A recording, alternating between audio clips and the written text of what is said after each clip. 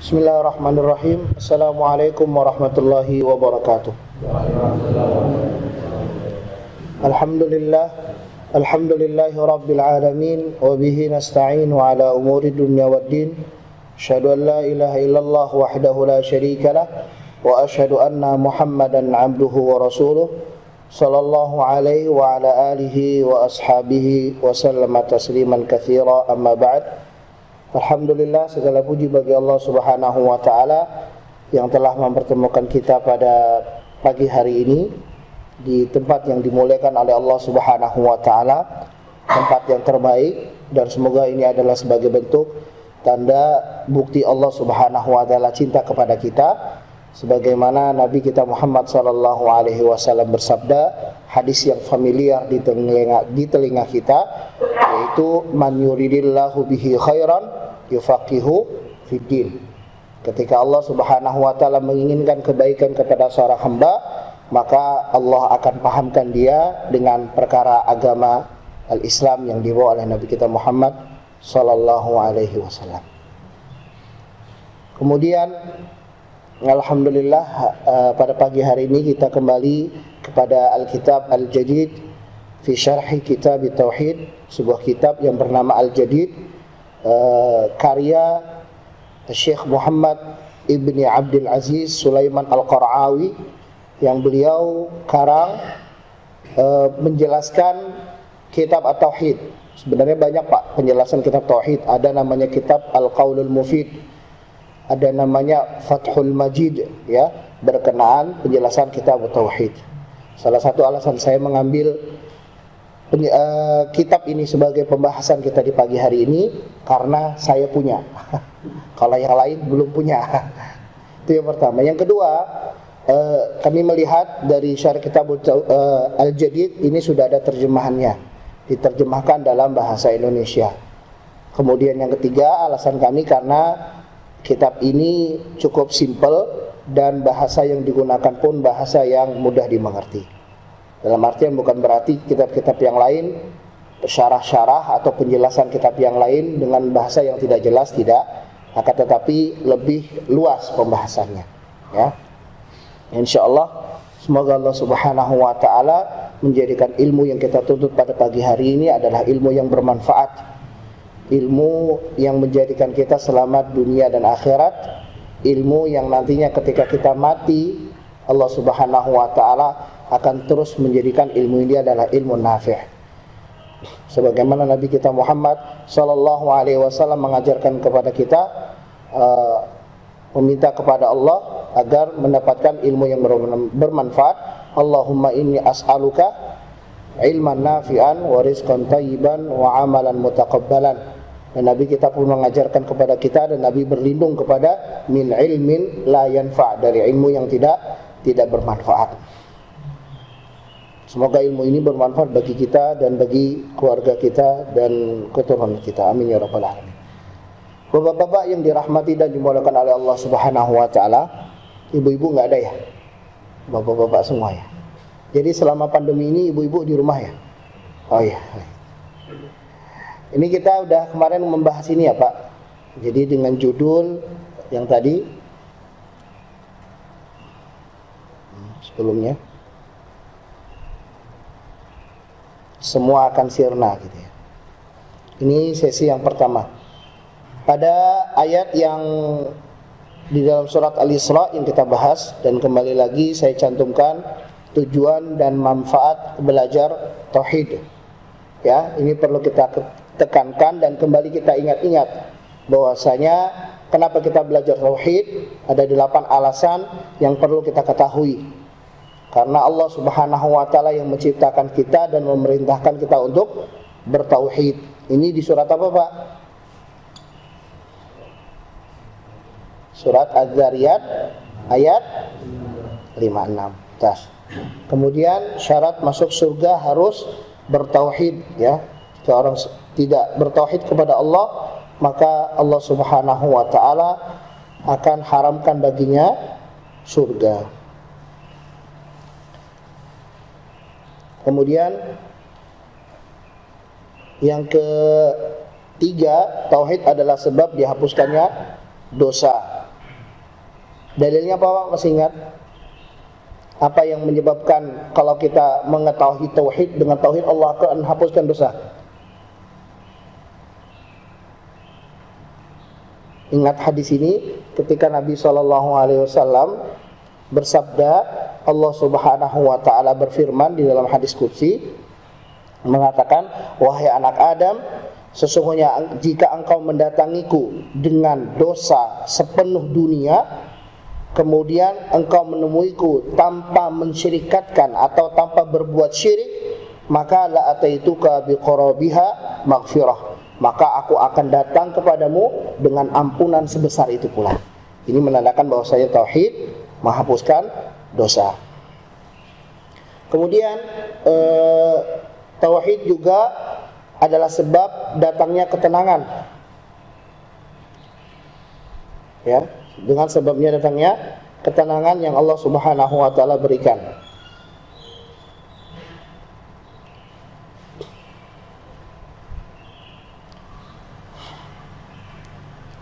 Kemudian amalan tidak akan terima sampai seseorang bertauhid kepada Allah Subhanahu wa taala.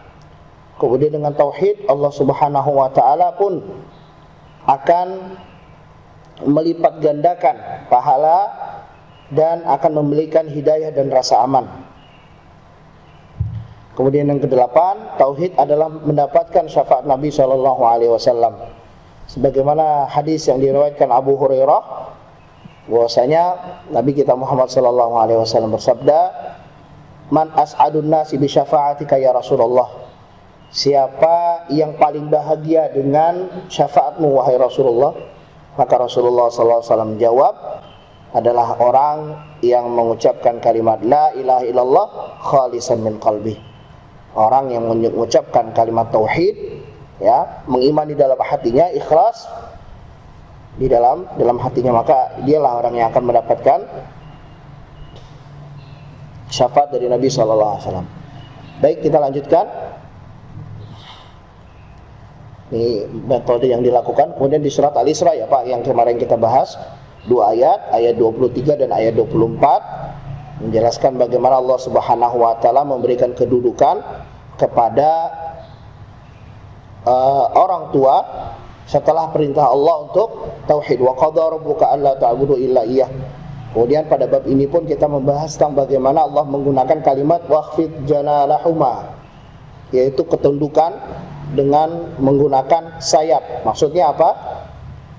Bahwasanya Allah mencoba mempermisalkan, kalau burung itu ketika takut dengan burung yang lainnya, maka dia akan merendahkan sayapnya karena takut. Akan tetapi di sini perintah bukan takut kepada kedua orang tua karena dia mampu untuk melakukan sesuatu yang dia inginkan, ataupun dengan rasa takut dengan kekuatannya, bukan. Akan tetapi Allah cantumkan di dalam ayat minar rahmah, dengan rahmat. Jadi takut karena sayang kepada mereka berdua. Kemudian berdoa kepada Allah agar Allah Subhanahu wa taala merahmati mereka sebagaimana mereka telah memberikan kasih sayangnya kepada kita ketika waktu kecil. Ini pembahasan kemarin ya Pak. Ya, penjelasannya secara kalimat. Ya, ini udah kita bahas kemarin. Ya. Faedahnya wajib mentauhidkan Allah di dalam ibadah, wajibnya berbakti kepada kedua orang tua, kemudian tolong menolong adalah sesuatu yang dianjurkan di dalam Islam. Baik, ini sudah selesai kemarin ya Pak. Sekarang kita ganti judul. Judulnya sih nggak jauh berbeda. Nah, ini dia.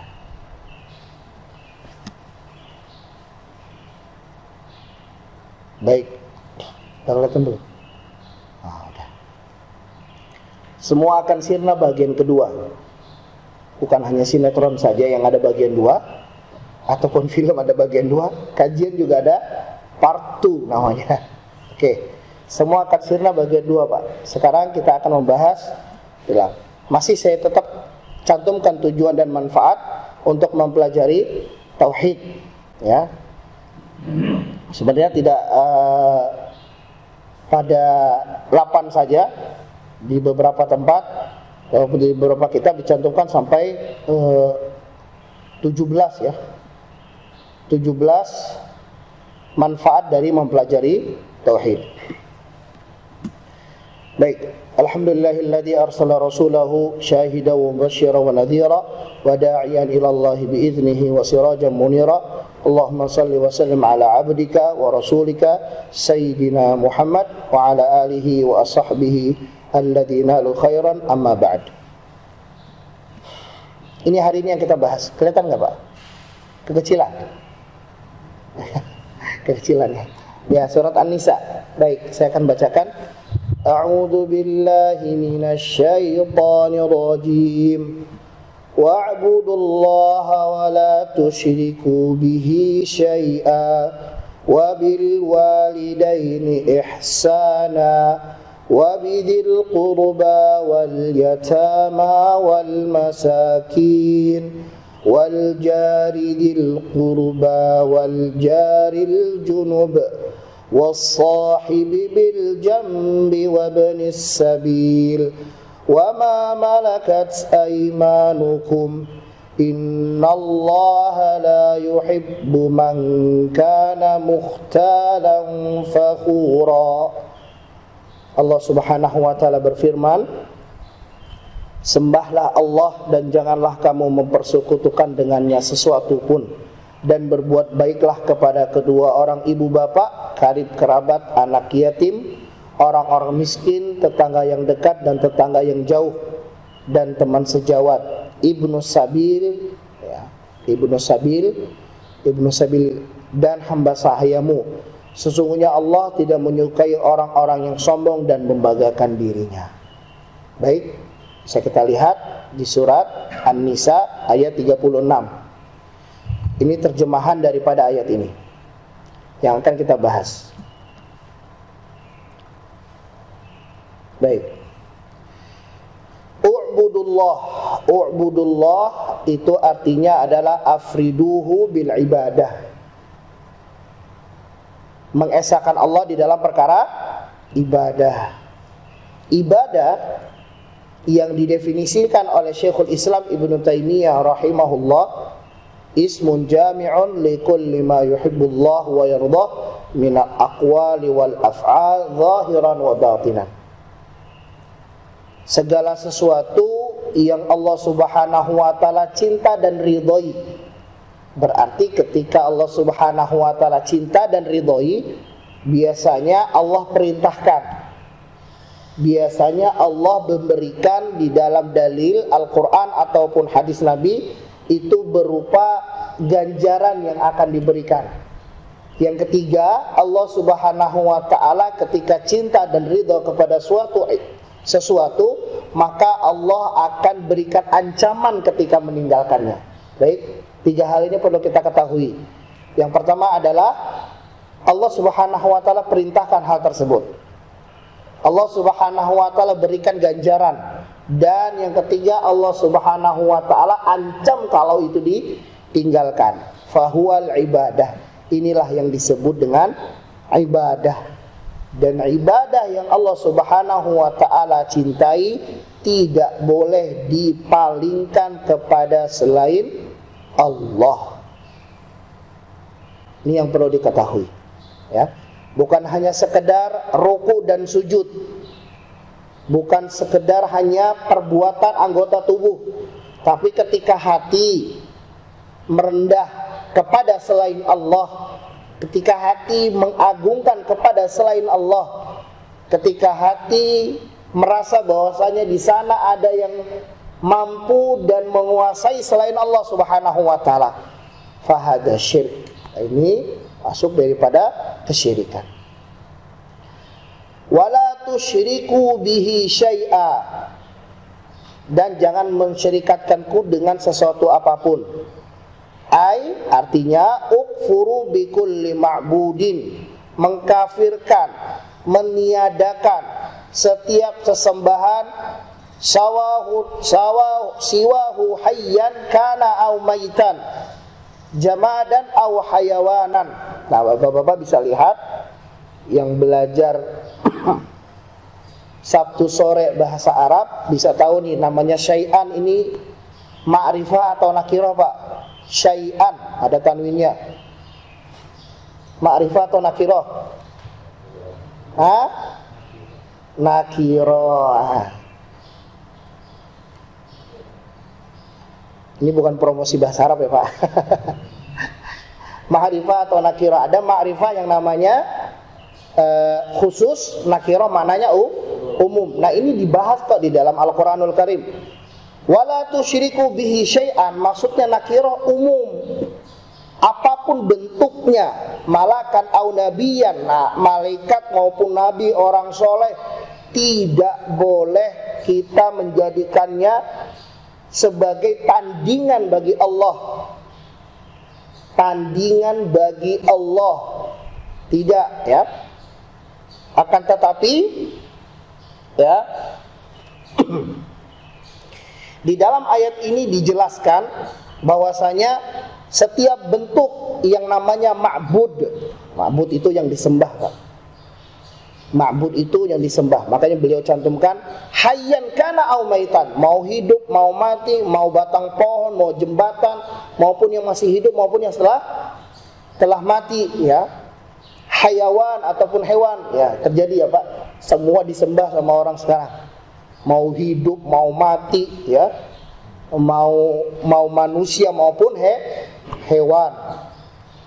Dan kalau kita perhatikan baik-baik, Pak, di dalam ayat ini di surat An-Nisa ayat 36, ini dapat kita lihat u'budu itu mananya adalah illallah. U'budu illallah. Penetapan menyembah hanya kepada Allah. Wala tusyriku bihi syai'a, ini maknanya adalah la ilah, yaitu tidak ada sesembahan yang berhak disembah kecuali Allah. Ya. Kemudian wabil walidaini ihsana, lagi-lagi Allah menggandengkan berbakti kepada kedua orang tua sebagai perkara yang perlu diperhatikan oleh manusia. Wabil walidaini ihsana. Nah, ini kata beliau irji ila syarhi ayati sabiqah. Sama ya, kata-kata ihsan itu, Pak, dari perkataan maupun perbuatan ihsan kepada kedua orang tua. Nah, kenapa selalu Allah gandengkan? Karena yang menjadikan wujud kita ada itu siapa, Pak? Allah. Kita ada di atas permukaan bumi ini mendapatkan nikmat-nikmat Allah itu dengan kehendak Allah. Allah badi'us samawati wal ard wa idza qada amran fa innama yaqulu lahu kun fayakun. Allah yang mengadakan. Mencoba menarik hal itu Allah Subhanahu wa taala jelaskan. Nah, antum kepada Allah seperti itu, begitu juga kepada yang menyebabkan kita ada, yaitu ayah dan ibu. Tunaikan hak mereka. Begitu juga tunaikan hak Allah Subhanahu wa taala. Ini maksudnya, Pak, selalu digandengkan dengan perintah berbakti kepada kedua orang tua yang sudah kita bahas di ayat yang sebelum, di ayat surat Al-Isra ayat 23 dan 24. Ya. Kemudian wabidil qurba, ya, kata beliau di sini kullu man yasduqu alaihi tasmiyatul qarib. Setiap yang dia mempunyai penamaan seorang keluarga yang dekat. Bahkan kalau ini naiknya ke atas sampai kakek yang nomor 4, Pak, kata Syekh Al-Utsaimin. Jadi berbakti kepada mereka sampai tingkatan yang ke atas, ya, sampai kakek yang keempat. Ini yang dikatakan oleh Syekh Al-Utsaimin. Akan tetapi di sini juga menandakan wabidil qurba adalah ketika berbuat baik, ya. Ketika berbuat baik kepada orang yang terdekat. Jadi semakin dekat ikatan rahim, maka semakin besar juga penekanan agama Islam untuk berbuat baik kepada mereka. Jangan sampai salah kaprah, jangan sampai salah melakukan kebaikan. Seperti apa? Seperti contoh, kita berbuat baik kepada orang-orang selain keluarga kita sendiri, sama teman, sama sahabat, ya, sama orang lain. Subhanallah, bisa sabar, bisa mentolerir, bisa udahlah nggak apa-apa lah, insyaallah.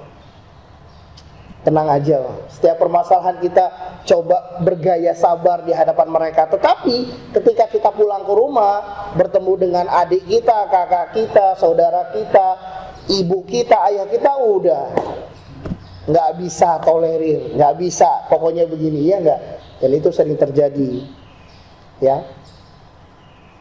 Contoh kemarin, Pak, kemarin pulang dari kerja, capek nih, pengen istirahat dulu sebentar sebelum kita belajar bahasa Arab.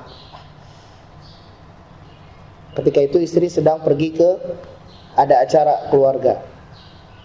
Rupanya kunci dibawa semuanya, Pak. Siang jam 2 pulang, wah, kunci nggak ada ini. Istri telepon, dobrak aja, dobrak. Dobrak rumah orang, Pak. Ya udahlah, bismillah, saya tidur di teras. Di sisi yang lain, dongkol gak kira-kira, Pak? Iya. Subhanallah, itu berkecamuk, mana panas di teras, Allah.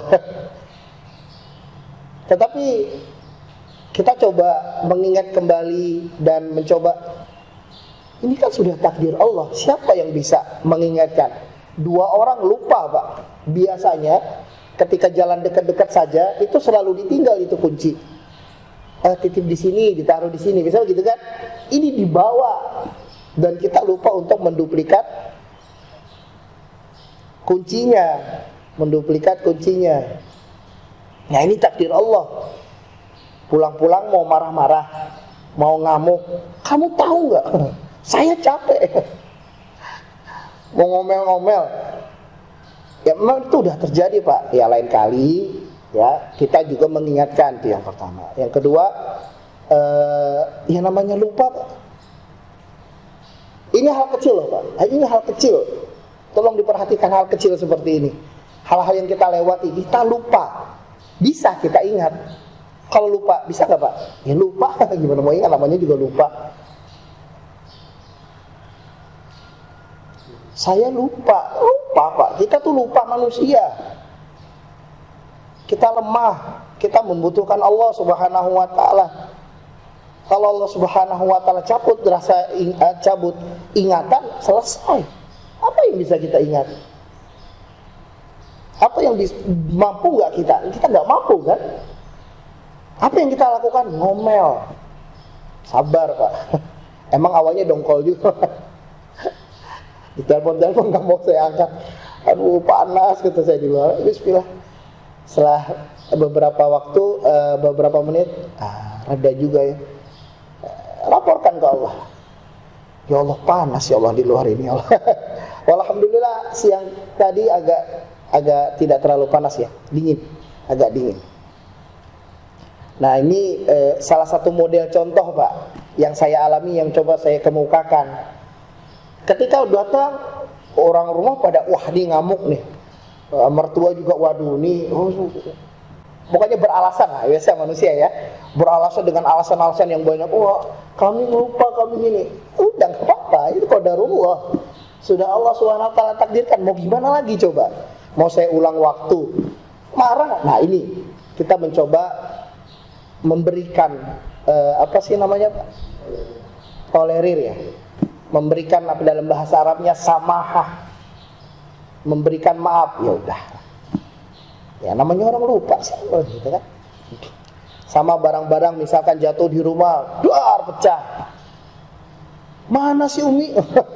Pengen next gitu. Ini kan barang mahal. Kalau anak jatuhkan barang, hadir lihat-lihat dong. Sering kata-kata ini yang keluar dari lisan kita. Dan ini kepada orang-orang terdekat.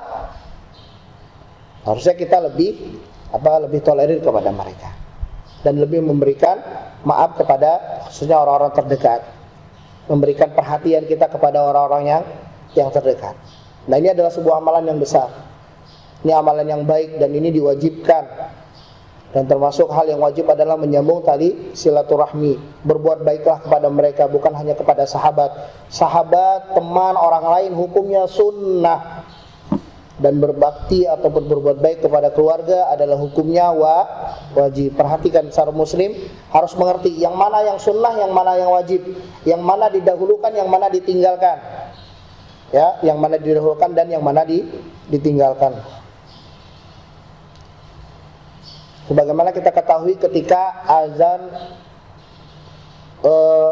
khutbah Jumat, yang mana didahulukan? Mendengar azankah atau melaksanakan sholat tahiyatul masjid, Pak? Ketika azan khotib naik, sholat tahiyatul masjid, ya kan? Karena kita akan mendengarkan yang wajib. Sholat sunnah yang kata Nabi SAW, barang siapa melaksanakan sholat 12 rakaat rawatib, maka dia akan masuk surga dari pintu mana saja yang dia kehendaki. Atau dikatakan dalam hadis Nabi SAW, Allah akan bangunkan rumah di surga 4 rakaat sebelum zuhur dan 4 rakaat sesudah zuhur. Tapi ketika kita 2 rakaat selanjutnya qomat, baru 1 rakaat di sholat kedua, berhentikan sholat atau lanjutkan sholat? Hentikan sholat Anda. Kecuali pada waktu-waktu masakan ini cukup nih buat saya ruku atau sujud atau ketika tahiyat, boleh dilanjutkan. Nah, ini maksudnya, Pak. Begitu juga ketika dalam permasalahan Idul Fitri dan Idul Adha. Taqabbalallahu minna wa minkum. Hukumnya apa, Pak? Mengucapkan hal tersebut mubah. Ya. Hukumnya mubah. Jawabnya wajib. Makanya Imam Ahmad bin Hanbal rahimahullah, beliau tidak pernah memulai dalam mengucapkan hal tersebut. Nunggu yang wajib. Besar mana? Besar yang wajib. Makanya seorang muslim cerdas dalam mengatakan hal ini, ya, mengetahui mana yang mafsadat, yang mana yang mudarat, mana yang lebih besar, Pak, pahalanya. Baik, kita lanjutkan ya, Pak. Nah, sama seperti wabidzil qurba, berbuat baik kepada orang terdekat. Ya, ini orang terdekat bukan hanya sekedar ini ya, Pak, bukan hanya sekedar. Makanya di sini disebutkan wabidzil qurba, maksudnya di sini adalah orang-orang yang dekat dengan kita dari segi sisi rahim, ya. Akan tetapi ini juga bermaksud kepada orang-orang yang di bawah kita, anak buah kita, ya. Jangan berbuat baik kepada orang yang tidak dikenal. Ini bukan larangan, akan tetapi orang yang terdekat lebih kita perhatikan. Jangan sampai di luar, masya Allah, orang yang baik, infaknya jalan, sodakonya suka traktir, suka senyum, pulang ke rumah bagaikan macan, ya, tidak bisa diganggu sedikit. Baik. Dan ini yang menjadi PR kita bersama, apalagi yang notabene-nya kita kerja ya, Pak, ya. Kerja dengan tumpukan kerjaan, dengan tuntutan kerjaan yang sangat banyak. Pulang jangan sampai keluarga menjadi korban. Baik, al-yatama wabidzil qurba wal yatama. Yatama itu jamak dari yatim, Pak. Yatama, ya. Yatama jamak dari yatim. Wa huwa man mata abuhu wa lam yablugh. Jadi namanya yatim itu adalah seorang anak yang meninggal ayahnya tetapi belum balik. Berarti kalau sudah balik yatim bukan ya, bukan yatim. Kalau gitu saya juga bisa ngaku yatim. Bapak saya udah nggak ada, nggak yatim gitu, belum.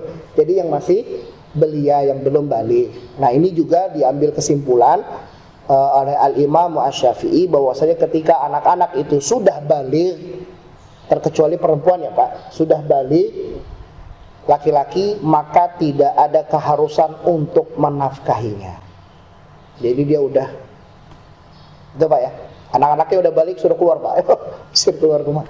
Nah, ya ini pendapat daripada Al-Imam Asy-Syafi'i tentang nafkah ya. Nafkah, beliau mengatakan bahwasanya yang sudah balik maka tidak ada keharusan untuk menafkahi, tapi jika dinafkahi maka boleh.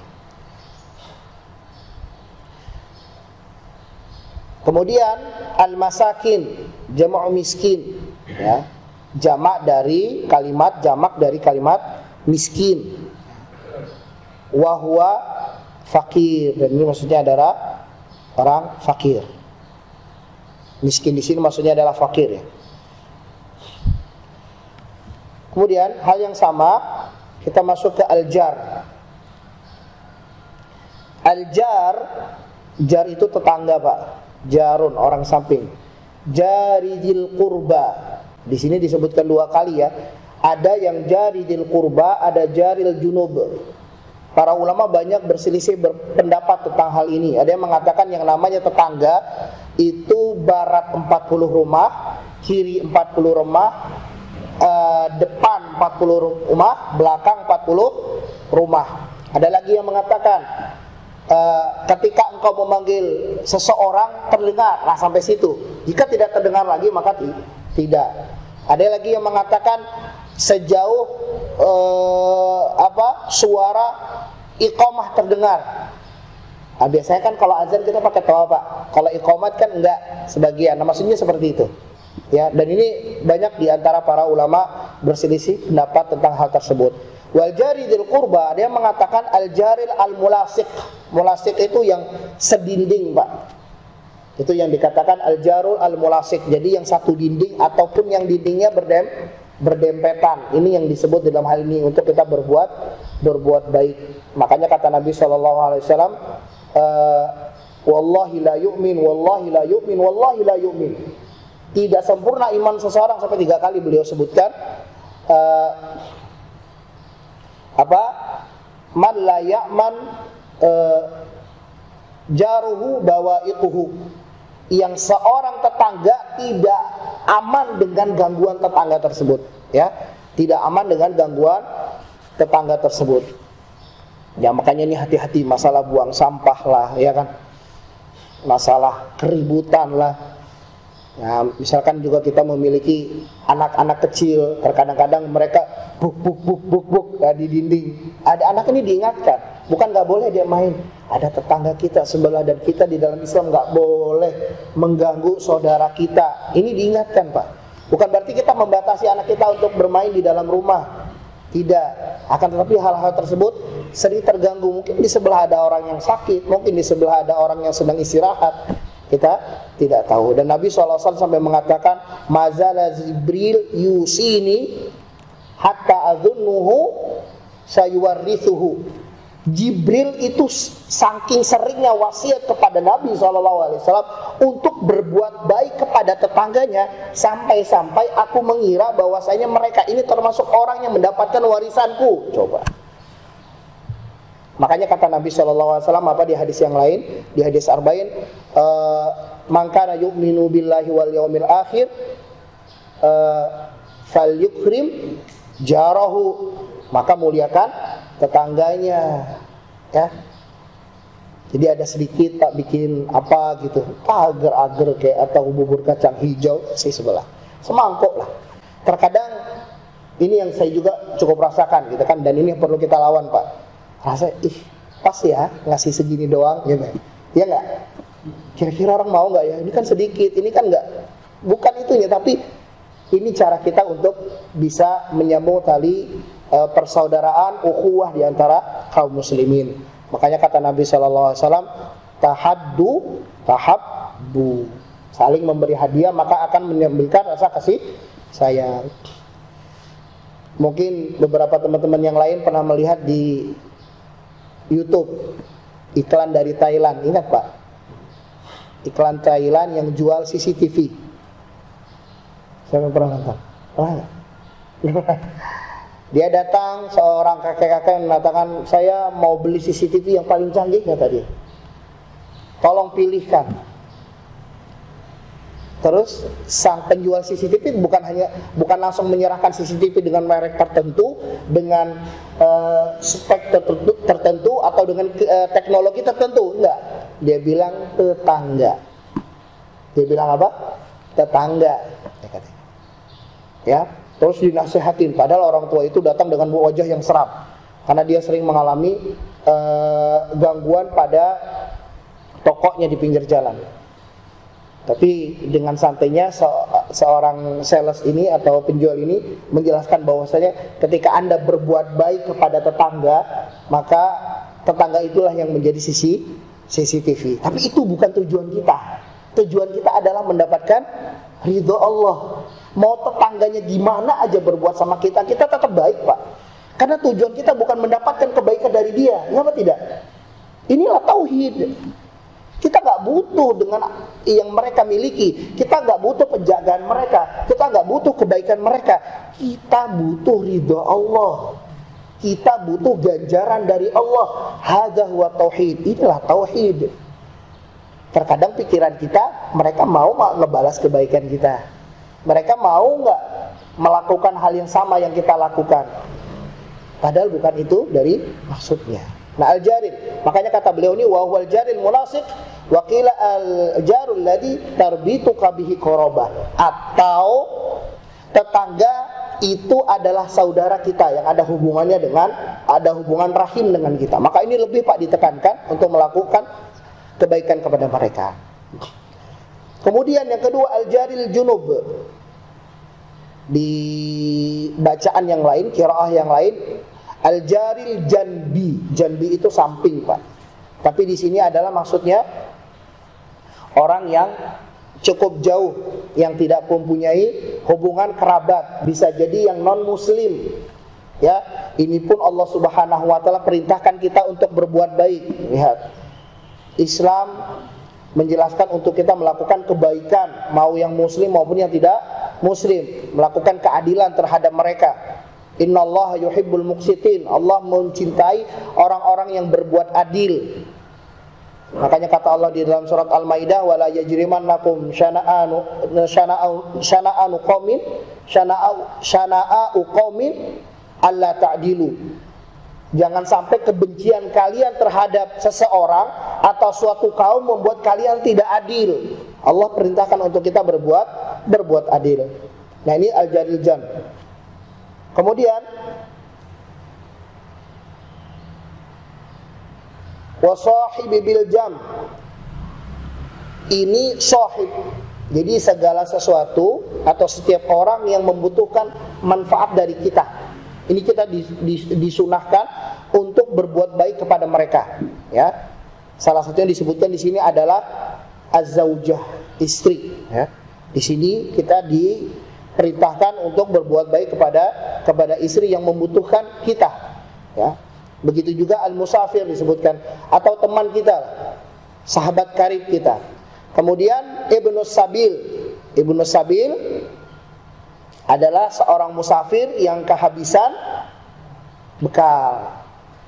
Pernah ketemu nggak, Pak, orang-orang yang kadang-kadang datang, Pak, saya kekurangan uang, mau pergi ke sini, bisa nggak bantu 2.000? Mau pergi ke Jawa bantunya 2.000 atau 20.000. Sering nggak, Pak? Itu gimana? Dikasih nggak? Bener nggak, Pak? Tanyain, ya kan? Sering kita ketemuin. Dulu waktu kami dulu masih sering ngajar ke Jakarta, itu sering ketemu, Pak, di masjid. Saya sama istri karena wah ini kelihatannya jenggotan, insya Allah ahli sedekah dan infak. Wah, dideketin, Pak, saya dari jauh, Pak, ini kehabisan bekal. Allah Ta'ala lebih sahab. Jika mau membantu silahkan tafadhol, ya. Urusan dia bohongin kita, ya itu urusan dia dengan Allah. Ya, urusan dia dengan Allah Subhanahu wa taala. Kalau kita mau bantu silahkan dibantu, ya. Ya, mudah-mudahan dengan itu sebenarnya di beberapa masjid ada yang mungkin ya yang Ibnu Sabil seperti itu, Pak. Mudah-mudahan Masjid Al-Khair juga ada. Jadi memang Ibnu Sabil orang-orang yang memang terputus bekalnya, ya, ataupun orang ini memang kita sediakan wadah, ini juga termasuk daripada perkara kebaikan. Tetapi memang perlu seleksi ya, bukan hanya sembarang menerima orang, takutnya malah bawa kotak amal. Dapat lagi cari penghidupannya di masjid, kotak amal diangkutnya. Perlu juga kita memberikan wadah buat mereka dan menseleksi siapa yang pantas untuk berada di sini. Kemudian aimanukum ini Pak, budak Pak ya, ariqa atau al-abid, wa ma malakat aimanukum. Dan ini perkara yang penting. Saat sekarang nggak ada, kata siapa nggak ada? Masih ada nggak perbudakan Pak? Hah? Masih ada nggak traffic human? Oh, kebalik. Ya saya cuma ngetes saja, berarti masih bangun Pak ya. Human traffic ya Pak. Baik, human traffic. Masih ada kan? Masih ada. Buktinya masih ada orang-orang yang diperbudak. Kemarin yang lagi viral warga Indonesia yang jadi ABK ya. Itu kan modelnya perbudakan Pak. Modelnya perbudakan. Bahwa subhanallah, Islam itu mengatur perbudakan, itu diatur. Dan Islam menganjurkan kalau orang salah-salah, sumpah nggak ditepatin, apa yang pertama kali dilakukan? Bebaskan budak. Ketika seseorang melakukan hubungan suami istri, ya, di bulan Ramadan, di siang hari, apa yang pertama kali diperintahkan? Bebaskan budak.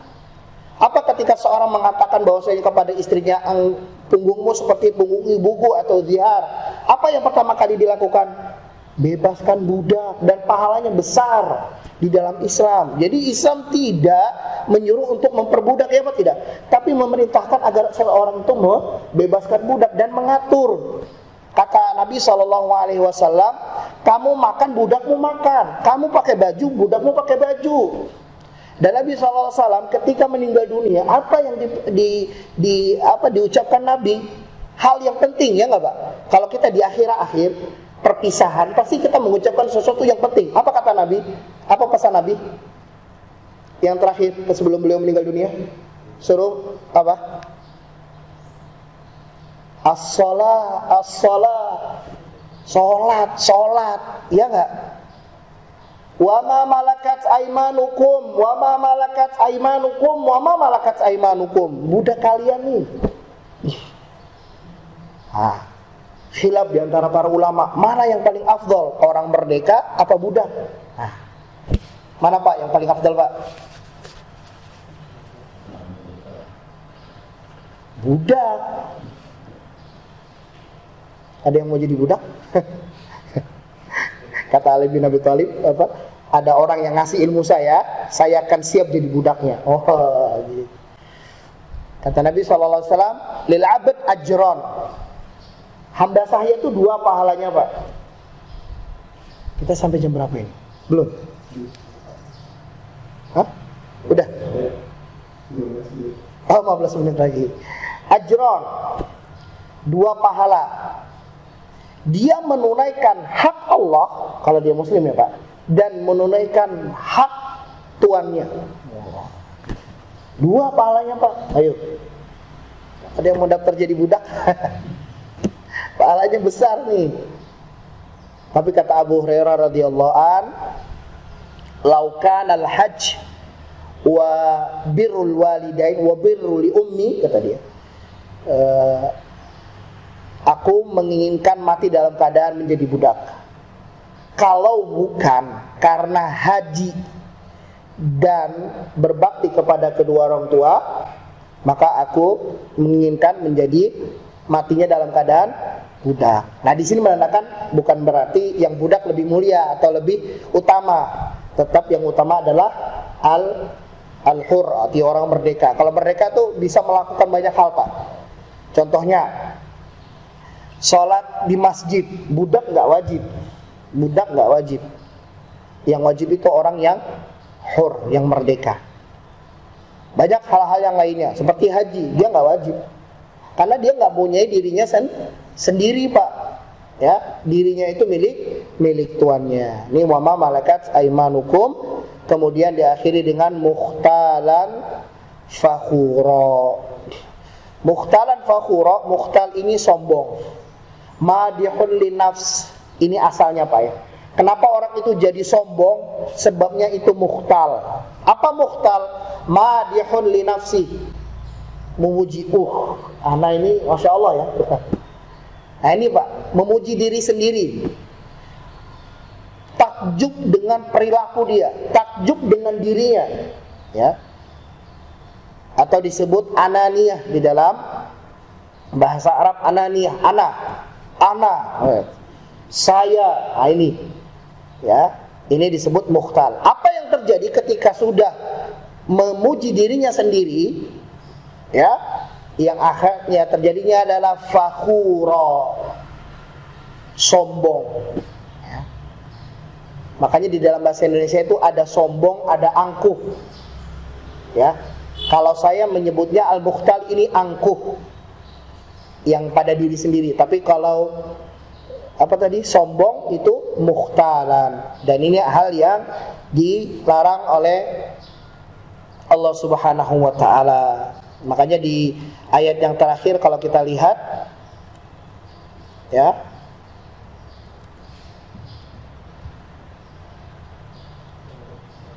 ya, innallaha la yuhibbu man kana mukhtalan fakhura. Allah Subhanahu wa taala tidak mencintai orang-orang yang sombong, orang yang angkuh dan sombong. Maksudnya apa? Korelasinya adalah perbuatan baik yang di awal, berbuat bakti kepada kedua orang tua, kepada fakir miskin, kepada tetangga, ya, dan kepada orang-orang yang membutuhkan, dan kepada budak.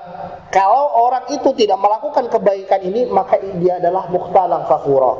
Dia adalah orang yang sombong. Kemudian korelasi yang kedua, bahwasanya ketika seseorang beribadah kepada Allah, dan ini bentuk-bentuk ibadah, berbakti kepada orang tua bentuk ibadah, melakukan kebaikan kepada anak yatim, kepada tetangga, kepada orang yang membutuhkan, dan kepada budak, ini adalah perkara ibadah Pak. Tetapi ketika 5 ini dilakukan karena membanggakan dirinya, haba'an mansura, ini yang bikin sirna, ini yang bikin habis. Karena riya, karena ingin, anak bisa melakukan kebaikan-kebaikan ini. Makanya kita kembalikan niat, kita mencari ridha Allah dan ganjaran Allah, bukan pujian manusia.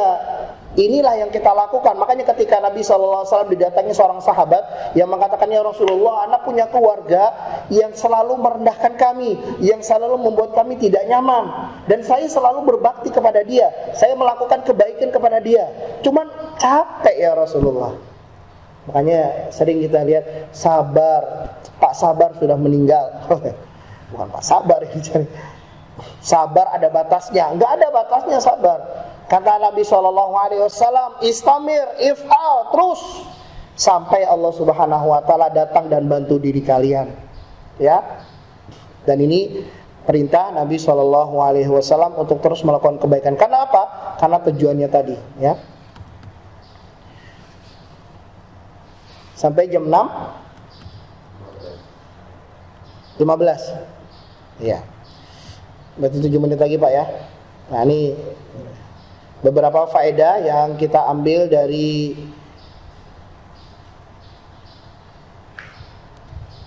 ayat ini, surat An-Nisa.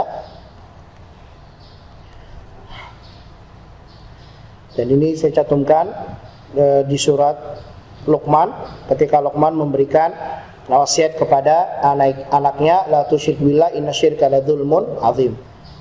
Kemudian faedah yang kita ambil adalah wajibnya beribadah kepada Allah semata. Kemudian yang kedua, disyariatkan menyambung tali silaturahmi, semakin dekat maka semakin ditekankan. Kemudian wajibnya taat kepada kedua orang tua. Yang keempat, wajibnya berbuat baik kepada anak yatim yang membutuhkan.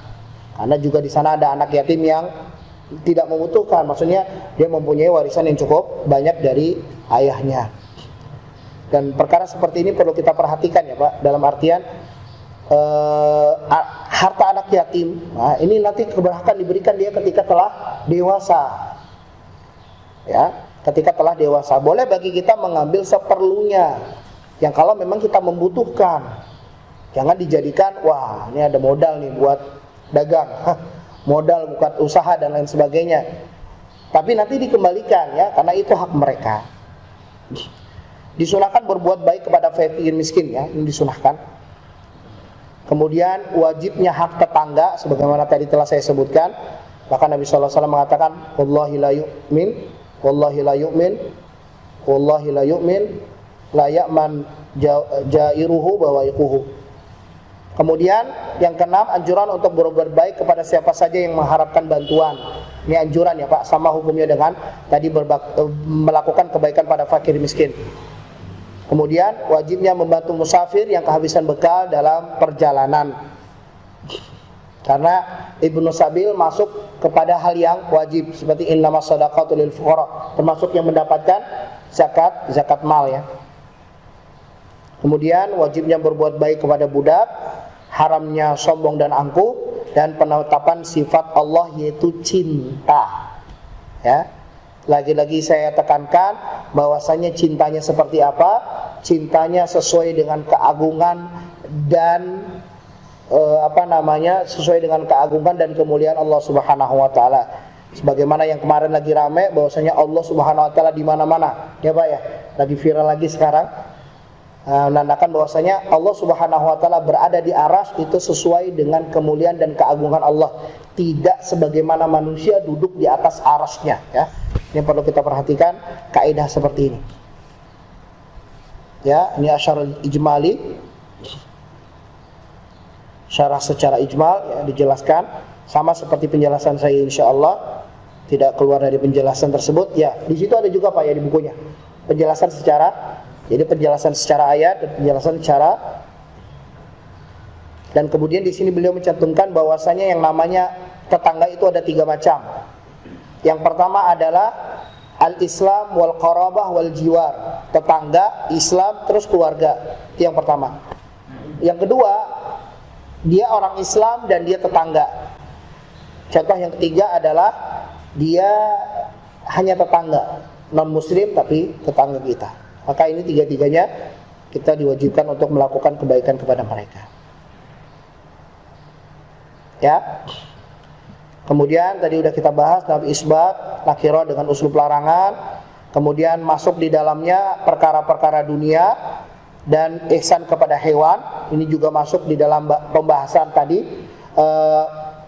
Wa ma malakat aimanukum, itu termasuk juga hewan, ya. Termasuk juga hewan, bukan hanya kepada budak tapi hewan. Kemudian sombong, mukhtal itu adalah sombong yang modelnya adalah perbuatan Pak. Sombong, mukhtal. Kalau fakhuro itu pada ucapannya.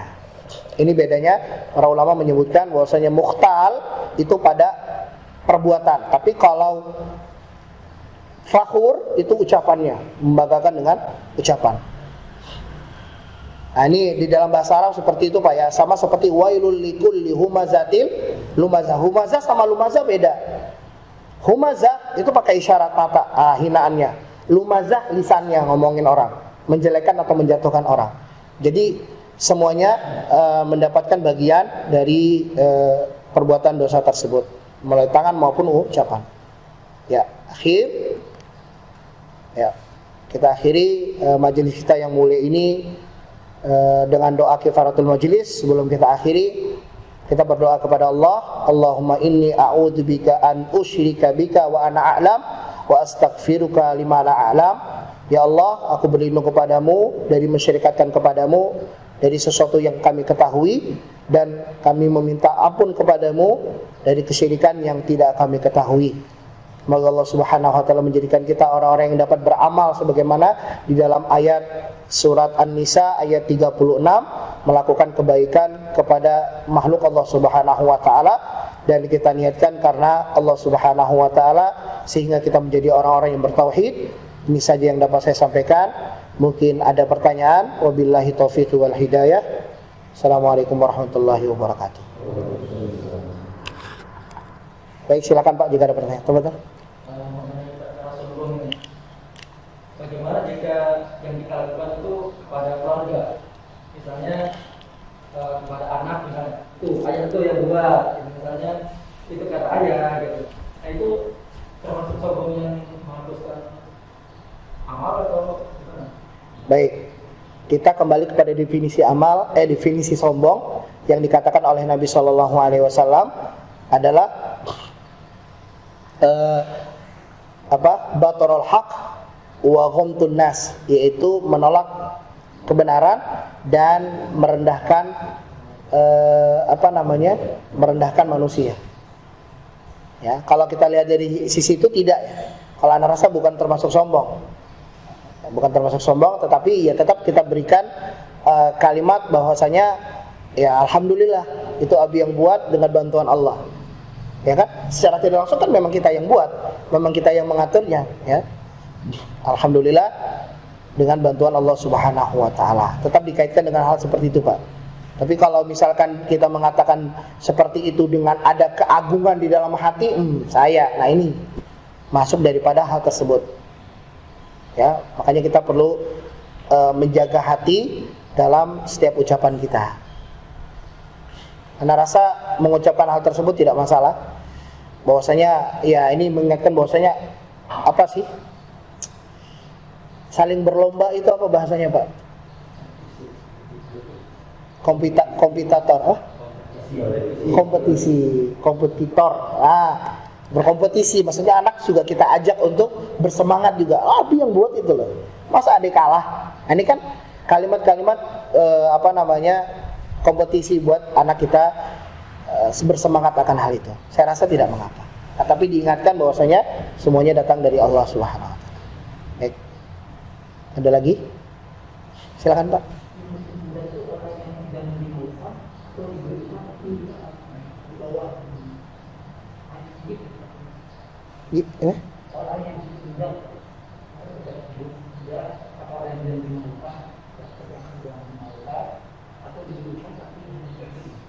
Saya enggak dengar, Pak. Budak? Ya, upahnya apa di bawah standar? Bukan, Pak. Budak itu bukan yang diupah. Kalau diupah itu mustajar, yang kita sewa, yang kita pekerjakan. Pekerja bukan, pembantu bukan. Ya. Bukan budak ya, tapi budak itu memang dibeli barang dan dia kayak barang, kayak kita beli. Mau kita apain terserah. Misalnya mau kita perlakukan buruk terserah, karena milik kita kan. Cuman Islam mengatur nggak boleh, itu manusia tetap gitu loh. Jangan diperlakukan sebagaimana hewan, jangan nggak dikasih baju. Kalau di zaman dulu kan gitu, nggak usah jauh lah ya. Kalau kita melihat biasanya entah itu kalau di salah satu channel di YouTube itu kan ada tuh Nat Geo menceritakan masa lalu. Mereka kan telanjang-telanjang, nggak dikasih baju kan, kayak hewan. Makanya kata saya tadi, para ulama mengatakan berbuat baik kepada budak itu juga berbuat baik kepada hewan. Karena daratannya sama, sejajar ininya mereka kayak benda, Pak. Ya kalau kita gaji dengan gaji yang kecil karena kerjaannya nggak banyak ya nggak masalah, ya kan? Ya memang kerjaannya nggak banyak dengan gaji yang istilahnya sesuai dengan pekerjaannya. Jadi bukan termasuk itu ya, Pak. Pembantu bukan termasuk budak. Tapi yang memang dibeli budak. Budak itu ada beberapa macam. Budak yang dihasilkan beli atau budak yang disebabkan perang. Kalau budak beli biasanya keturunan. Memang keturunan bapak ibunya udah budak, lahirnya pun budak. Tapi berbeda ya kalau kita misalkan punya budak perempuan, ya kemudian boleh bagi kita menggauli dia, menghasilkan anak, anaknya bukan jadi budak. Budak jadi tuan. Maksudnya jadi tuan adalah ya dia nasabnya ke bapaknya karena bapaknya tuan, gitu ya.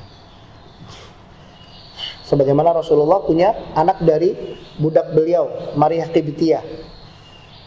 Kalau saya tidak salah Ibrahim atau Abdullah nama anak tersebut. Ibrahim atau Abdullah. Baik, itu ya Pak.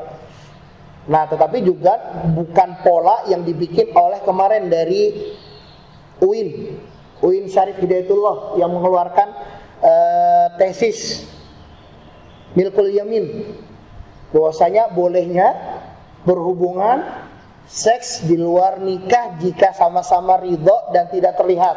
Subhanallah. Enak begitu. Jadi yang namanya zina itu yang terlihat. Jadi kalau suami istri melakukan hubungan dilihat orang, zina. Ini permainan bahasa oleh Ahmad Syahrur laknatullah alaihi.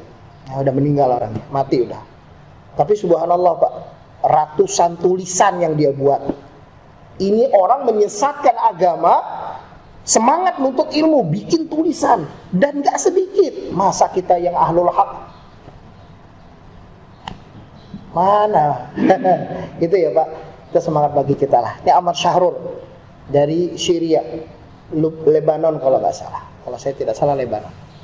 Ya, baik. Ada lagi pertanyaan Pak? Oh silakan Pak. Yang mana nih? Ya situ. Ini dulu Pak ya, silakan. Masalah anak, ya.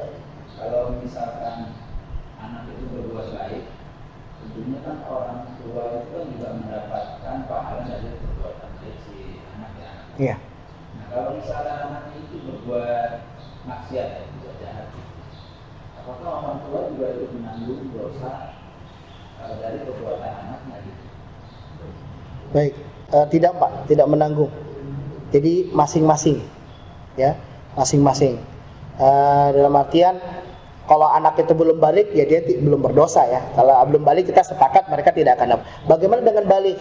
Ya, bagaimana dengan balik? Memang tanggung jawab kita adalah mengingatkan, hidayah kan di tangan Allah. Sebagaimana ya kita lihat Nabi Nuh, kita lihat Nabi Lut, Nabi loh. Ya, kita lihat Nabi Muhammad kepada pamannya juga nggak mendapatkan hidayah kan? Maka ini tidak, tetap masing-masing Pak. Akan tetapi sudahkah kita menunaikan sebagai orang tua untuk menjadikan pendidikan agama Islam sebagai pembelajaran atau pengetahuan atau edukasi buat mereka? Ini yang perlu kita kedepankan. Kalau kita sudah menyampaikan ya tanggung jawab kita udah lepas. Bukan berarti sekali ya Pak. Anak itu kan harus terus. Wah, Abi cerewet. Wah, uminya cerewet, abinya juga cerewet. Tapi terus Pak, terus. Tidak henti-hentinya ya untuk anak. Dan tidak, karena saya lupa ayatnya ini, waziratun wizra ukhra. Jadi setiap keburukan seseorang itu ya ditanggung oleh orang itu sendiri, ya, ditanggung oleh orang itu sendiri. Walaupun ya ketika kita mengarahkan kepada keburukan ya kita dapat dosanya, dapat sunnah sayyi'ah namanya. Dapat sunnah saya. Tapi kalau kita ngarahkan kebaikan dan dia mengikuti, maka kita juga dapat pahala. Dan pahala ini juga orang tua dapat ya Pak, secara tidak langsung Pak. Ini contohnya. Anak yang soleh berdoa. Berdoa itu kan umum Pak, bukan hanya sekedar doa tapi ibadah. Jadi walaupun kita melakukan ibadah secara tidak langsung, orang tua kita yang telah meninggal mendapatkan pahala tersebut secara otomatis. Kenapa? Hadirnya kita disebabkan mereka berdua. Iya nggak Pak? Nah ini. Jadi ketika kita kurban, ya kan, kemarin kan, kita melakukan kebaikan, orang tua kita mendapatkan pahala tersebut. Ya, selagi mereka muslim. Baik Pak, itu jawaban saya. Allah Ta'ala bisawab. Jadi tidak, sebagaimana juga dijadikan dalil, فَمَا يَعْمَلْ مِثْقَالَ ذَرَّةٍ خَيْرًا يَرَهُ وَمَا يَعْمَلْ مِثْقَالَ ذَرَّةٍ شَرًّا يَرَهُ. Baik, silakan.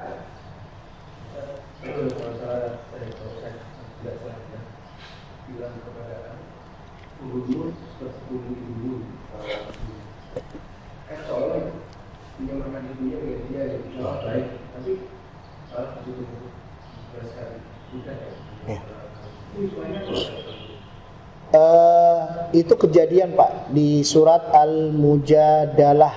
Mujadalah apa Mujadilah? Khilaf nih. Di juz 28 surat pertama dijelaskan tentang masalah zihar. Zihar di sini maksudnya adalah dalam keadaan marah. Jadi dalam keadaan tidak senang. Seorang suami tidak senang dengan istrinya kemudian mengatakan punggungmu seperti punggung ibuku. Maksudnya apa? Haram bagi dia menyentuh istrinya. Ini disebut dengan hukum zihar. Maka disebut zihar. Para ulama berselisih pendapat apakah zihar ini termasuk talak atau tidak. Termasuk talak atau tidak, karena ada beberapa hukuman tadi. Hukumannya tidak boleh dia menyentuh istrinya sampai dia menunaikan beberapa kafaroh yang harus dilakukan. Membebaskan budak. Puasa berapa? 2 bulan. Masya Allah. 2 bulan. 2 bulan berapa hari Pak? 60. 59 batal. Ulang lagi 2 bulan. Aduh, repot gitu. Ya, harus berurutan. Nah itu Pak. Iya. Wah, kalau bahasa kita memang bahasa bagus-bagus saja perasaan. Ya maksudnya punggung ibu kok. Nah ini istilah lain enggak. Maksudnya di sini adalah maknanya zihar. Bukan maksudnya wah kamu akan saya perlakukan sebagaimana ibu saya. Makanya itulah kita tidak boleh menyebut istri kita dengan sebutan yang menyebabkan hal itu Pak. Seperti menyebutkan ukhti, saudaraku. Bukan saudara, istri, ya kan? Ini hal yang termasuk daripada model-model talak ya, bagi yang memasukkan zihar ini sebagai talak. Ada yang mengatakan enggak, orang boleh zihar kapanpun, beda sama talak. Nah talak pun mempunyai kalimat-kalimat masing-masing. Contoh, kalimat yang tidak langsung, saya pulangkan kamu ke rumah orang tuamu. Kalau maksud hati adalah talak, maka jatuh talak. Baik Pak, itu yang saya ketahui tentang masalah ini. Mungkin bisa dilihat permasalahan ini di dalam surat Al-Mujadilah dan lihat asbabun nuzulnya, karena ini dilaporkan kepada Rasulullah SAW. Karena itu termasuk hal yang menyusahkan ya, masalah biologis itu juga hak daripada istri. Baik, saya terakhir silakan. Ada seorang istri mengambil suami suami mengambil mama. Dalam hal itu seperti kita mengambil mama kita gitu ya. Ya. Dan itu digauli Pak. Apakah itu dibolehkan atau memang kira-kira bagaimana? Ya. Kalau di Saudi Pak, Umi Abi itu memang nggak pantas disebutkan untuk ini. Kecuali mereka menyebutkan dengan deretan Abu Abdillah, anaknya Abdillah, wahai bapaknya si Abdullah. Ya, Abu Abdillah, wahai bapaknya fulan. Abu Anas misalkan, ya. Dan seterusnya. Ini nggak apa-apa Pak. Tapi kalau Abi, ya kan kalau kita nyebutnya Abi kan bahasa Arab bapakku. Tapi kalau bahasa kita, ya papa, mama. Sejauh atau sependek ya, bukan sejauh Pak, sependek yang saya ketahui, hal ini tidak mengapa kalau di Indonesia. Dan artinya kita nggak nyebut itu sebagai ibu bapak, cuman sebutan. Tapi ganti dong panggilannya Yayang. Masa panggilannya papa mama? My love. Jangan cuma di ini, tapi panggilannya Umi. Umi. Walaupun ini nggak masalah ya. Saya nggak masalah, tapi panggilannya Yayang. Ya, kami pun mencoba merubah itu Pak. Nah, saya sedikit cerita, kami panggilan kalau di rumah itu kakak adik. Tapi seringnya kita ubah pakai iyang. Tapi jangan di bahasa Arabin Pak. Yang itu kan kalau bahasa Arabnya aladhi. Jangan aladhi ya. Itu keluar dari konteks bahasa Arab. Ya, Yayang, cintaku, nggak apa-apa, ajarkan. Itu kan bahasa-bahasa yang bagus. Kan biasanya perempuan pengen dengar yang begitu tuh. My love, babe. Saya nggak suka babe. Jangan panggil babe. Jangan panggil babe, nanti ke bahasa yang lain jangan. Saya panggil babe gitu kan. Khair insyaallah. Nama-nama yang bagus lah, nama-nama yang menumbuhkan rasa cinta. Dan ini bagus sekali menurut saya. Tapi panggilan begitu di Indonesia nggak apa-apa Pak. Kecuali ke bahasa Arab itu beda maknanya. Ya. Beda maknanya. Kalau Abi Umi panggilan kita ya Abu Fulan tambahin. Bapaknya si ini, nah itu nggak masalah. Maksudnya anak kita juga, wahai ibu ini. Dan salah satu juga larangan ya ketika kita menyebut misalkan istri, nama istri, kemudian nama kita. Ibu yang dikaitkan ke kita itu juga termasuk yang saya ketahui tidak diperbolehkan. Misalkan istri saya, Ibu Rustam ya. Paham maksud saya Pak? Penyebutan seperti ini juga yang tidak diperbolehkan ya. Walaupun memang para ulama menjaga nama ini ya. Nama perempuan itu sangat dijaga sekali. Jangan selalu diumbar. Ya, apalagi kalau ngirim paket teriak dari luar nama istri kita. Ya kan? Assalamualaikum. Terus dipanggil dengan nama istri, jangan ya. Lihat di Al-Quran, lihat para ulama, lihat para raja terdahulu, dia menyembunyikan nama istri mereka. Imra'atu Fir'aun, Imra'atu Lut, Imra'atu Nuh. Yang ada cuma siapa? Maryam. Ya enggak? Cuma Maryam disebut. Yang lainnya enggak disebut. Lihat, kita lebih jarang kan kita bertemu istrinya ini siapa, tapi kita lebih tahu yang laki-laki namanya yang kita ketahui. Baik, ini yang saya katakan tentang sebuah nama. Baik, cukup Pak, akhir ya. Ya, insyaallah. Subhanakallahumma bihamdika asyhadu an la ilaha illa anta astaghfiruka wa atubu ilaik. Assalamualaikum warahmatullahi wabarakatuh. Waalaikumsalam.